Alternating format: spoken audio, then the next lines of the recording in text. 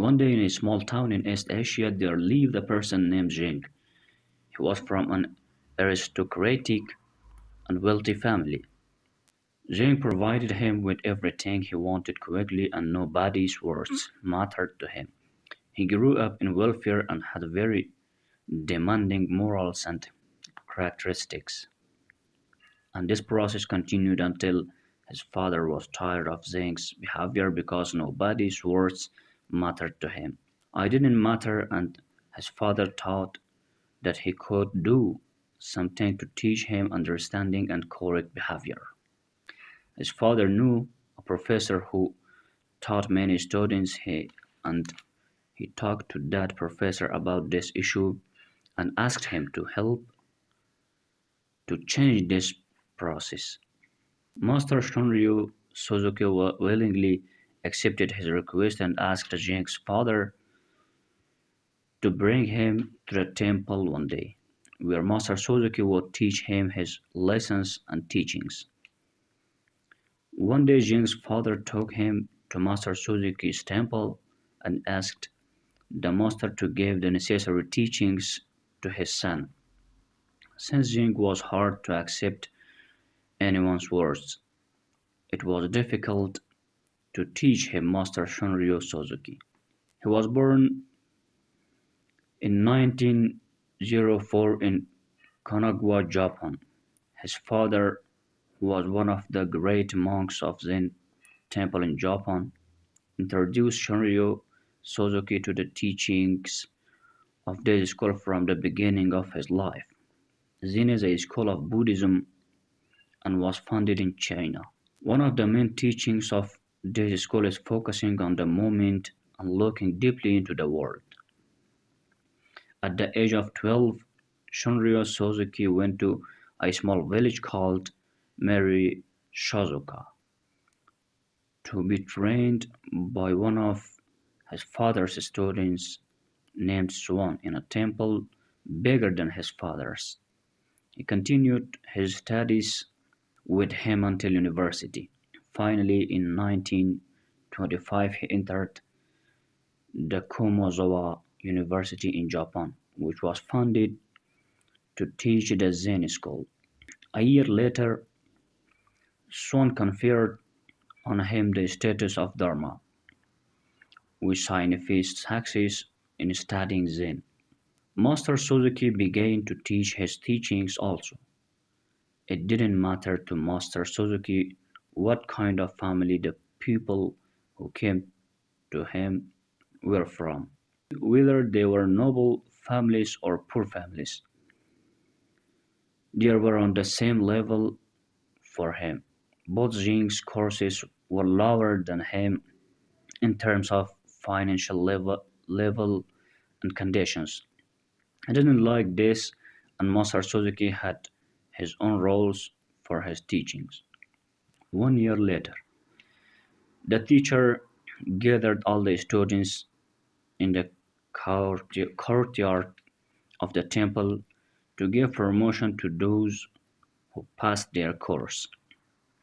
He told every student that you passed, and so on until he reached Jing and said that you are on probation and you have to study the same subjects for another year. One of the rules of the temple was that anyone in the lower classes had to serve his senior and others.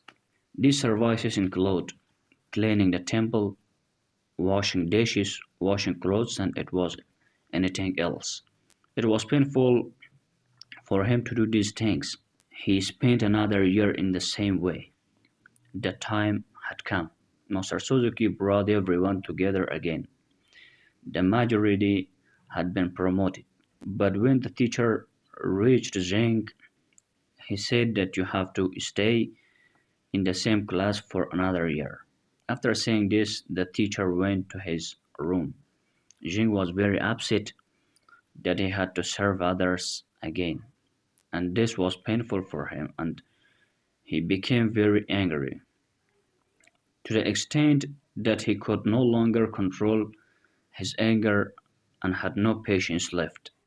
He went to Master Suzuki's room to change the situation.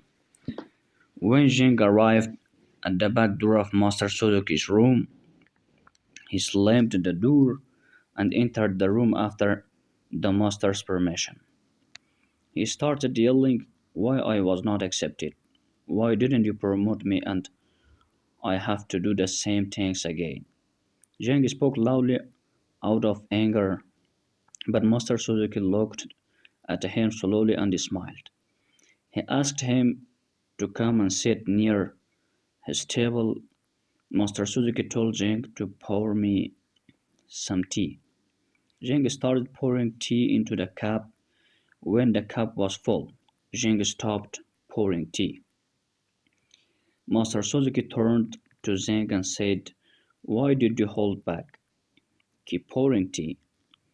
Zhang continued his work until the cup overflowed with tea, and Zhang thought to himself how foolish it was to pour tea into an overflowing cup, and turned to the master again angrily.